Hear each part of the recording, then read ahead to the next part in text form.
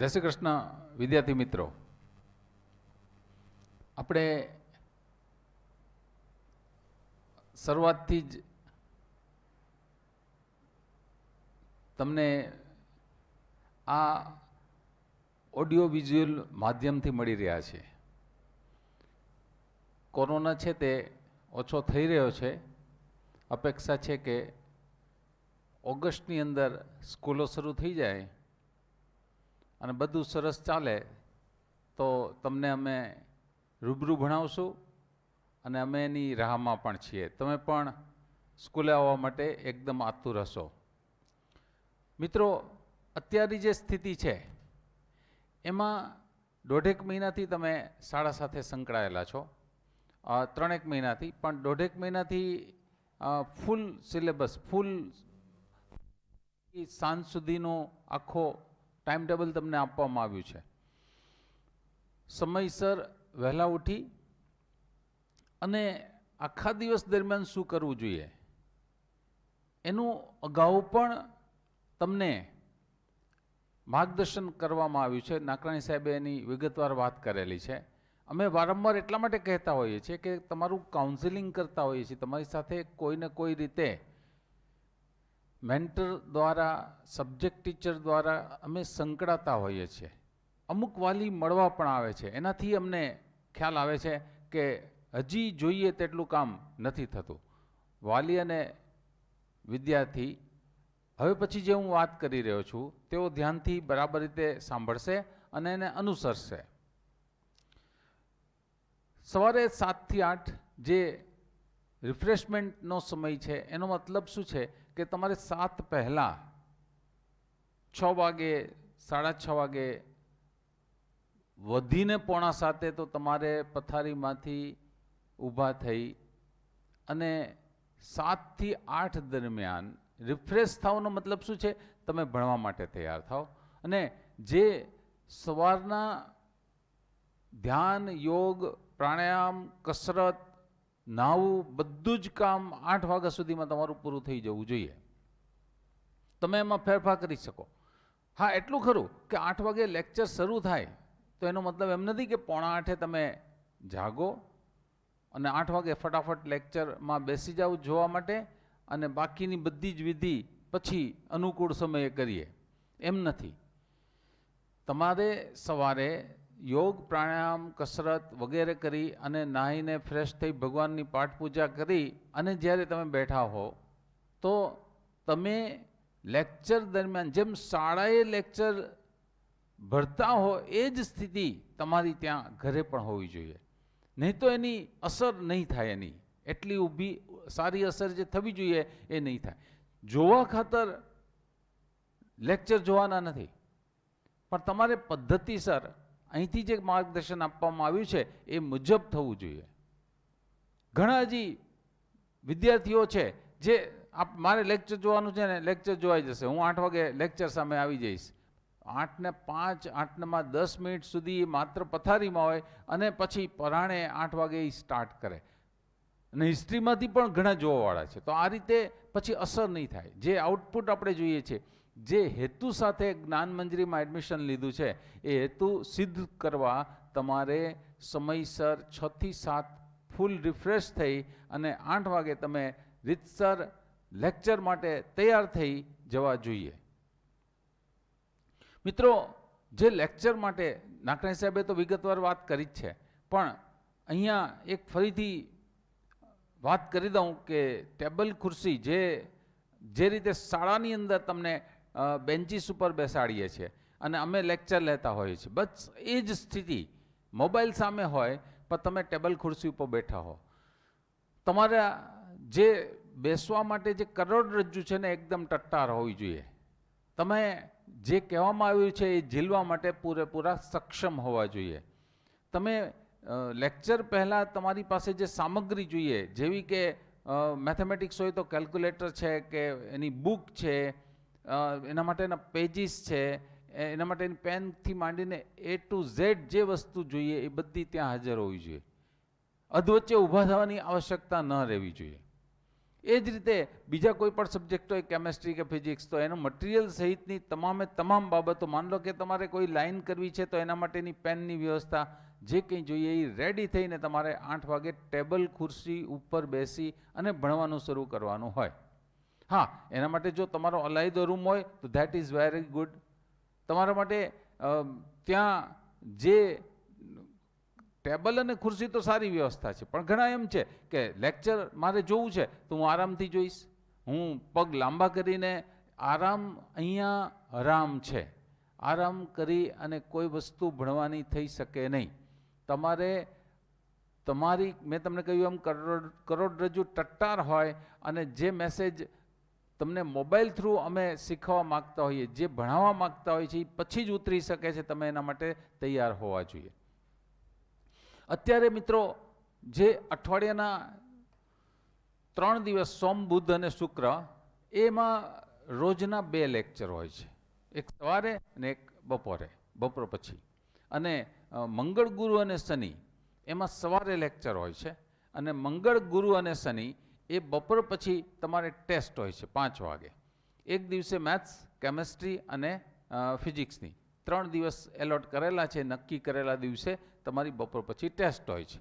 આવી રીતે શેડ્યુલ તમારું છે. આમાં ચેન્જીસ આગળ જતાં આવી શકે છે. હાલના સમયે મંગળ, ગુરુ અને શનિ એમાં તમારે સવારે લેક્ચર અને બપોર પછી ટેસ્ટ, જ્યારે સોમ, બુધ, શુક્રની અંદર 2 લેક્ચર છે. તો મિત્રો જે 2 લેક્ચર છે એ લેક્ચર પછી ઇમિડિયેટલી ઝૂમ એપ્લિકેશન ઉપર 10-15 મિનિટ, 20 મિનિટ એમાં લાઈવ લેક્ચર ગોઠવવામાં આવેલું છે. મેં પણ 2 વખત લાઈવ લેક્ચર લીધા જ છે, તમને ખ્યાલ છે. જે લેક્ચરમાં મેં સમજાવ્યું હોય એમાં શું સમજવું અને હોમવર્ક કેવી રીતે કરવું. 1.5 કલાકનું લેક્ચર હોય, 1.25 કલાકનું લેક્ચર હોય, તો તમારે 1.25 કલાક ઓછામાં ઓછો ભણવા માટે આપવો પડતો હોય છે. અને પછી તમારે દાખલાઓને જે કંઈ લખીને તૈયારી કરવાની હોય એ સિસ્ટમ તમને એ 10-15 મિનિટમાં શીખવવામાં આવે છે કે કઈ રીતે તમારે હોમવર્ક કરવાનું છે. અને હોમવર્ક કર્યા પછી તરત જ એક લેક્ચર ટેસ્ટ લેવામાં આવે છે, જેને આપણે LT કહીએ છીએ, લેક્ચર ટેસ્ટ. અને આ 10 માર્ક્સના જે લેક્ચર ટેસ્ટની અંદર MCQ ટાઈપના ક્વેશ્ચન્સ છે એ તમારે તરત સબમિટ કરવાના હોય છે. અને આ બધી હાજરી અહીંથી લેવામાં આવે છે. તમે ઝૂમ ઉપર કેટલા હાજર હતા, કોણ કોણ ગેરહાજર હતા, લેક્ચર ટેસ્ટ કોણે આપી છે, કોણે કોણે સબમિટ નથી કરી, જમા કોની નથી થઈ, કોની વારંવાર આવતી નથી લેક્ચર ટેસ્ટ, અમે એને અહીંયા કાઉન્સેલિંગમાં સ્કૂલ ઉપર બોલાવીએ પણ છીએ. એને સમજાવવામાં આવે છે કે ભાઈ આ બધું અગત્યનું છે. ટેબલ ખુરશી ઉપર ટટ્ટાર બેસી અને ભણવું બહુ અગત્યનું છે. આ બધું ભણ્યા પછી આ પ્રમાણે હોમવર્ક કરવું બહુ અગત્યનું છે. હોમવર્ક કર્યા પછી તમારે લેક્ચર ટેસ્ટ આપો અને આ બધું તમારું અપ ટુ ડેટ કામ રહે એ બહુ અગત્યનું છે. કારણ કે મેથ્સની અંદર જો વાત કરું તો એક ચેપ્ટર ઉપર જ બીજું હોય, બીજા ઉપર જ ત્રીજું હોય. મેં આખું તમને શરૂઆતમાં સમજાવ્યું, જ્યારે મારા સ્ટાફની ઇન્ટ્રોડક્શન હતી ત્યારે કીધેલું કે 11માનું એક ચેપ્ટર 12મા હારે કઈ રીતે કનેક્ટ કરવાનું છે. 11મું તમારું જો કોઈ વીક રહ્યું કામ તો એ તમને 12મામાં નબળું રહેશે. તેથી તમને જે અહીંથી સૂચના દેવામાં આવે છે એ જ પ્રમાણે તમે ભણો અને અહીંથી જે કાઉન્સિલર ટીચર દ્વારા સૂચના મળે છે એનો પણ તમે અમલ કરો. જે ટેસ્ટ મંગળ, ગુરુ અને શનિમાં મેથ્સ હોય, ફિઝિક્સ હોય કે કેમેસ્ટ્રી હોય, એનો સિલેબસ તમને 1 વીક પહેલાં આપી દેવામાં આવે છે. અને 1 વીક પહેલાંથી તમને એટલા માટે આપવામાં આવે છે તમે તૈયારીનો સમય મળે. તમે ટેસ્ટના આગળના સમયમાં આપ્યું હોય છે એમાં તમે તૈયારી કરો તો તમારું કામ નથી થવાનું કે 1 થી 5 હું વાંચી લઉં અને પછી ટેસ્ટ 5 વાગે આપી દઉં. એનાથી તમારું કામ નથી થવાનું. મેથ્સની ટેસ્ટ હોય તો 1 વીક પહેલાં તમને સિલેબસ મળી ગયો હોય અને 1 વીક અગાઉથી જ તમારી પ્લાનિંગ સાથેની તમારી તૈયારી જોઈએ. લેક્ચરમાં તમે કયા મુજબ જે હોમવર્ક કર્યું હોય અને લેક્ચર ટેસ્ટની અંદર તમે બરાબર રીતે માર્ક્સ મેળવ્યા હોય, 10 માર્ક્સની ટેસ્ટ હોય ને પ્રામાણિકતાથી તમે એમાં 8 માર્ક્સ 9 માર્ક્સ 10 માર્ક્સ જો લેક્ચર ટેસ્ટમાં તમે મેળવતા હો, ફિઝિક્સ હોય, કેમેસ્ટ્રી હોય કે મેથેમેટિક્સ હોય, તો તમે સમજો કે જે તે અઠવાડિયે લેક્ચર ટેસ્ટ જે લેવાય છે ત્યાર પછી જે WRT weekly revision test WRT જે લેવાય છે એ WRTની જે તૈયારી માટે જે તમને 1 વાગ્યાથી 5 વાગ્યાનો સમય મળે છે એમાં તમે તમારું કામ અપ ટુ ડેટ કરી જ શકો, કેમ કે લેક્ચર પછી તમને જે સૂચના મળી છે એ જ રીતે તમે હોમવર્ક કરો છો તો 80% કામ તો ત્યાં પૂરું જ થઈ ગયું છે. અઠવાડિયાના 3 મેથ્સના લેક્ચર હોય તો એ 3 લેક્ચર પછી તમે કહ્યા મુજબ તમે તમારું કામ જો અપ ટુ ડેટ હોમવર્ક કર્યું હોય, તમે થિયરી બરાબર ભણ્યા હો, ત્યાર પછી તમે દાખલા એક મોઢે ગણ્યા હોય, ત્યાર પછી તમે ઉદાહરણ બરાબર રીતે સમજ્યા હો અને દરેક લેક્ચર પછીની જે ટેસ્ટમાં તમને 8, 9 કે 10 માર્ક્સ આવ્યા હોય, તમારી ભૂલો તમે સુધારી હોય, તો તમે સમજો કે 80% વર્ક તો તમે મેથ્સનું પૂરું કરી જ નાખ્યું છે. અને હવે મેથ્સની ટેસ્ટ જ્યારે હોય મંગળ ગુરુ શનિમાં, તો 1 થી 5 દરમિયાન ખાલી જે અઘરા દાખલા હોય એ જ કરી નાખો એટલે તમારું કામ થઈ ગયું પૂરું. જેમ ટીપે ટીપે સરોવર ભરાય ને તેમ મિત્રો આ એક લેક્ચરનું કામ અપ ટુ ડેટ કરશો તો તમારી લેક્ચર ટેસ્ટ સારી જશે. તમારી લેક્ચર ટેસ્ટ સારી જશે ત્યાર પછી તમારી વીકલી રિવિઝન ટેસ્ટ સારી જશે. વીકલી રિવિઝન ટેસ્ટ સારી જશે તો જેમ તમે આગળ વધો છો ને એમ 12મા ધોરણમાં એન્ટર થયા પછી તમારી યુનિટ ટેસ્ટ આવશે અને એ પણ સારી રહેશે અને એનાથી તમે તમારા બોર્ડ એક્ઝામની અંદર બેસ્ટ પરફોર્મ કરી શકશો. ઓલ ઓફ સડન બોર્ડ એક્ઝામમાં સારું કામ નથી થતું, તમારે અત્યારથી જાગવું પડે છે. અત્યારે જે મિત્રો 30 માર્ક્સની MCQsની ટેસ્ટ હોય છે, મલ્ટી ચોઇસ ક્વેશ્ચન્સ જ હોય છે એમાં, એટલે સીધું ABCD 4 ઓપ્શનમાંથી એક ઓપ્શન સિલેક્ટ કરી લો, તમારું કામ થઈ જાય. કેમિસ્ટ્રીમાં તો હજી મેમરી બેઝ હોય, પણ મેથ્સની અંદર તો ક્વેશ્ચન બદલાવવામાં આવતા હોય છે અને મેથ્સની અંદરના પ્રશ્નો જે બદલાવીએ તો એની તમને આદત એટલી નથી હોતી. તેથી તમને એક એસાઇનમેન્ટ પણ આપવામાં આવતું હોય છે. આ એસાઇનમેન્ટ પણ તમારે સોલ્વ કરવાની જરૂર છે. અને બીજી વાત તમને કહી દઉં કે MCQ ટેસ્ટ કંઈ પરમનન્ટ નથી. આ તો ખાલી ટાઈમ બિંગ અત્યારે MCQ ટેસ્ટ લેવાઈ રહી છે. થોડા જ સમયમાં તમને બોર્ડમાં જે રીતે પૂછાય છે તે રીતે MCQ અને રિટન લખીને તમારે ટેસ્ટ જમા કરાવવી પડશે, લખીને તમારે ટેસ્ટ સબમિટ કરાવવી પડશે. અને તેથી અને મેથ્સ છે ને લખ્યા વગર ભણી શકાય નહીં. લખવાની આદત સારામાં સારી રાખશો. ફિઝિક્સની અંદર પણ જે મેથેમેટિકલ પોર્શન છે એ તો લખવો જ પડે. હું તો કહીશ કે કેમેસ્ટ્રીમાં પણ જેટલું વધારે લખો એટલું કામ સારું. એક સમય હતો કે આખી રિફિલ હોય ને એ રિફિલ ખાલી થઈ જાય એટલું વિદ્યાર્થીઓ લખતા. અત્યારે પણ લખવાની આળસને કારણે મેથ્સ જેવો જે સારો ઇઝી વિષય છે એ વિદ્યાર્થીઓના મગજમાં ઉતરતો નથી. મેથ્સ વાંચતા હો પથારીમાં આડી પડી રહીને તો એ કંઈ ઉગવાનું નથી, એ બધું પાણીમાં જશે. આ બધી જ મહેનત તમારી જરા પણ નહીં ઉગે. તમે એમ કહો કે હું તો ઘણો બધો સમય વાંચું છું કે હું ઘણી બધી મહેનત કરું છું, માર્ક્સ કેમ નથી આવતા? તો એ રીતે માર્ક્સ નહીં આવે. તમારે પોતે દાખલો એક ગણવો પડશે. જે રીતે પરીક્ષામાં ગણવાનો હોય, મોઢે ગણવાનો હોય, કોઈ મદદ વગર ગણવાનો હોય, કોઈ ટેન્શનમાં આવ્યા વગર ગણવાનો હોય, એ રીતે ઘરે જ્યારે ગણી શકો, તમે હોમવર્કમાં ગણી શકો, તો તમે પરીક્ષામાં ગણી શકવાના છો. તો આવડત એક પદ્ધતિ તમારી ભણવાની બરાબર થઈ ગઈ તો પછી કોઈ વાંધો નથી. પણ પદ્ધતિ જો કરેક્ટ નથી થઈ, તમે હજી આળસુ છો, હજી તમે આરામથી મેથ્સને ગણ્યા વગર કામ કરો છો, વાંચીને ટેસ્ટ આપો છો, તો સુધારો બહુ લાંબે ગાળે થશે. તમારે અત્યારથી લખવાની આવશ્યકતા છે અને તો જ એ લાંબા સમય સુધી ગણિત જેવા વિષયને તમે ધ્યાનમાં રાખીને કામ કરી શકો. મિત્રો, તમને સામાન્ય રીતે શું હોય કે WRTના માર્ક્સ કેટલા આવ્યા પેરેન્ટ્સ પણ મોટા ભાગે એ પૂછે. તમને કાઉન્સિલિંગમાં અહીંયા બોલાવીએ તો માર્ક્સના ઉપરથી જ અમે જજ કરતા હોય છે. એટલે નોર્મલી WRT વીકલી રિવિઝન ટેસ્ટના જે તમારા માર્ક્સ છે એ તમારે વધારવાની ઈચ્છા હોય છે. તો એના જે સારા માર્ક્સ છે ને એ તમારે લાવવા કઈ રીતે, તો એની મેં અગાઉ પણ વાત કરી, હજી એક વખત વાત કરી દઉં કે ઝૂમ ઉપર જે લેક્ચર પછી ટીચર તમને માર્ગદર્શન આપે છે ને ફિઝિક્સ, કેમેસ્ટ્રી, મેથ્સમાં, એ રીતે હોમવર્ક કરો. એમાં જરા પણ આઘા પાછું નહીં. જે કહેવામાં આવ્યું છે એ જ રીતે હોમવર્ક કરો. હોમવર્ક બરાબર કર્યા પછી જે તમે લેક્ચર ટેસ્ટ આપો છો ને એમાં તમે જુઓ 10માંથી 9 કે 10 માર્ક્સ તમારા આવવા જોઈએ. બહુ તો 8 આવે, એનાથી ઓછા ન થાય. અને જો હજી ઓછા આવતા હોય તો તમારા મેન્ટર ટીચરને તમારે પૂછવું જોઈએ કે હજી મારા માર્ક્સ સુધરે કેવી રીતે. સારો પ્રયત્ન હશે તો ધીરે ધીરે એમાં સુધારો શક્ય છે. પણ એમાં જો 9-10 માર્ક્સ આવતા હોય તમારું જે તે લેક્ચરનું કામ બરાબર ઠીકઠાક ચાલ્યું છે અને આગળ જતાં WRTમાં તમારા માર્ક્સ સુધરશે અને સારા મળશે. અને આ રીતે તમે દરેકે દરેક સબ્જેક્ટમાં કામ કરશો તો ઓટોમેટિક WRT સારી જશે. અત્યારે ફોકસ વીકલી રિવિઝન ટેસ્ટ ઉપર કરો, એના માર્ક્સ તમને મળવા જ જોઈએ સારી રીતે.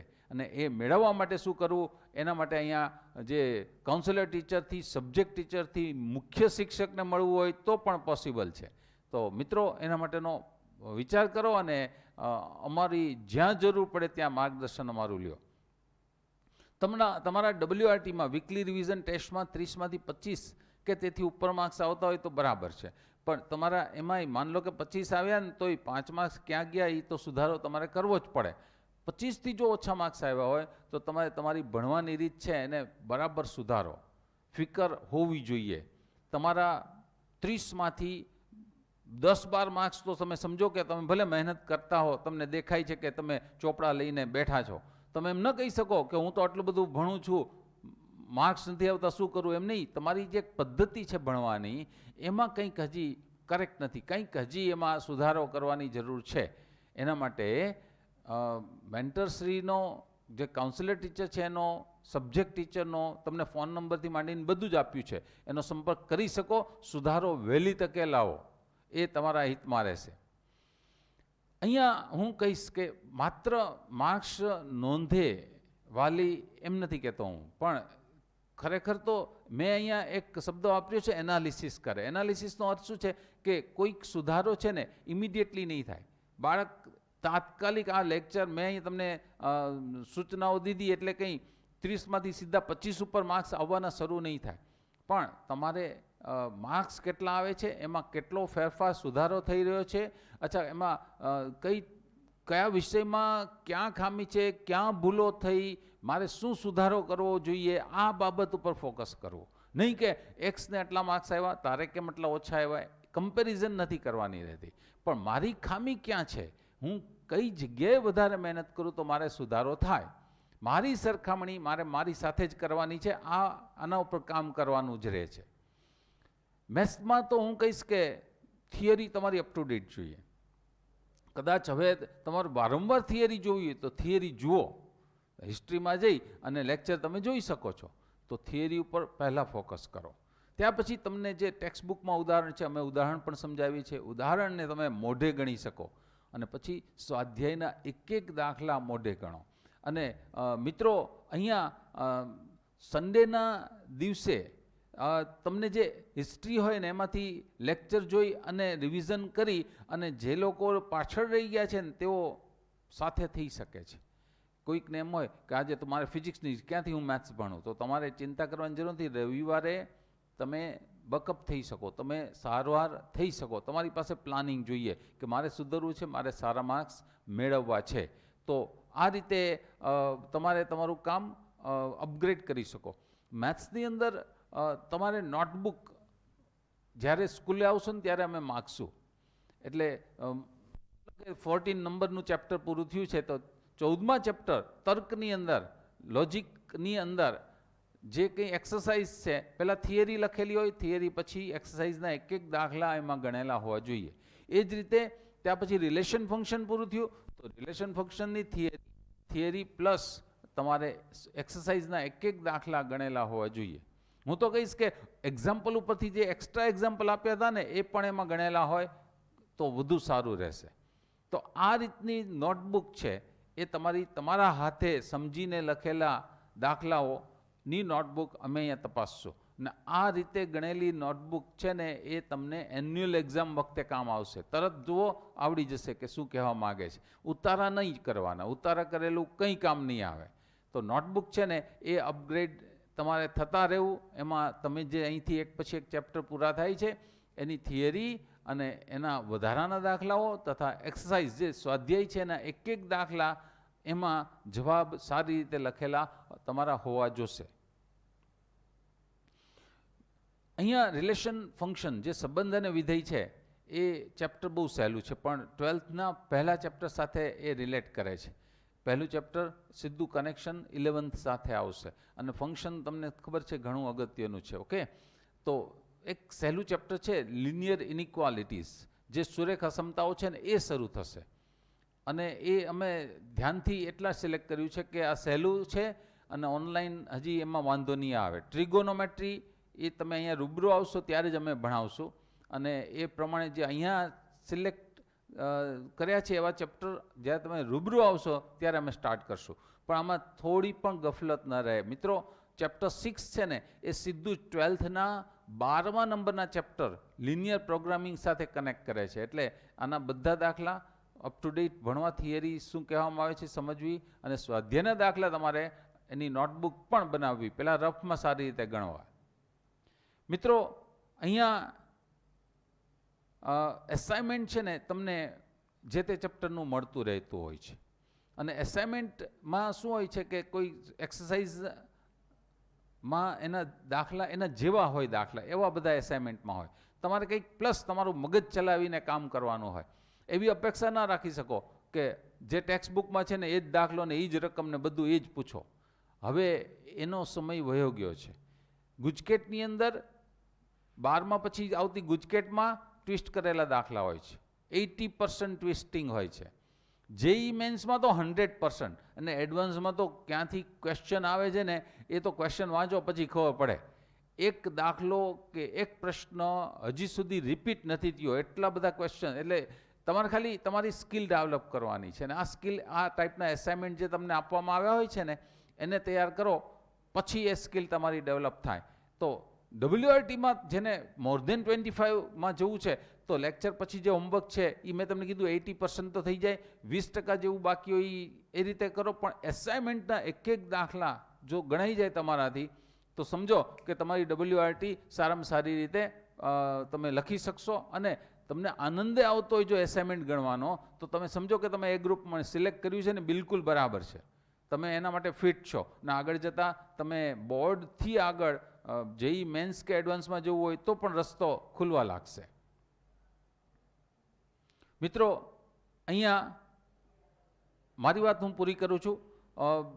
કસરત નિયમિત રીતે કરો 7 થી 8 દરમિયાન, યોગ પ્રાણાયામ પણ કરો અને પૌષ્ટિક ખોરાક લ્યો, રાત્રે ઊંઘ બરાબર લ્યો, તમારી ઇમ્યુનિટી સિસ્ટમ સારી રીતે સુધારો અને જે રોજનું કામ છે એ રોજે રોજ પૂરું કરો અને વહેલી તકે ઈશ્વર આપણને એવી અનુકૂળતાઓ આપે જેથી કરીને તમે અહીંયા સ્કૂલે આવીને ભણો.